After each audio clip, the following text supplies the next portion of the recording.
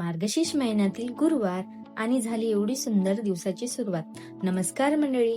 तर आज मार्गशीर्ष महिन्यातील तिसरा गुरुवार आणि आपल्या झाडांना आलेली ही सुंदर सुंदर फुले. खरंच दिवसाची सुरुवातच प्रसन्न झाली. मग आवरून दार स्वच्छ करून ही छोटीशी रांगोळी काढून घेतली आणि मग फटाफट घरातील बाकी कामे उरकून घेतली. दुपारी पूजा मांडायला घेतली. एकदम साधीच पूजा मी मांडते. पूजा मांडली, कथा वाचली, आरती केली. खूप प्रसन्न वाटत होतं. मग थोडं फराळ पाणीही केलं आणि मग लागले संध्याकाळच्या तयारीला, कारण आज मी बनवणार होते पुरणपोळी. मग टाइम खूप लागतो आणि आम्ही दोघेच राहत असलो तरीही मी गुजरातमध्ये राहते, तर इथल्या गुजराती लोकांना आपली महाराष्ट्रीयन पदार्थ बनवला की द्यावाच लागतो.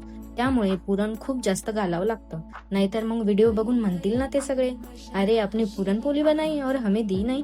जोक्स पार्ट, पण असं काही नाही. मी आधीपासूनच आपले महाराष्ट्रीयन पदार्थ बनवले की शेजारी, फ्रेंड्स, यांच्या ऑफिस मधील मंडळी यांना देतच असते. आणि खरंच हे सगळे आपले महाराष्ट्रीयन डिश खूप आवडीने खातात.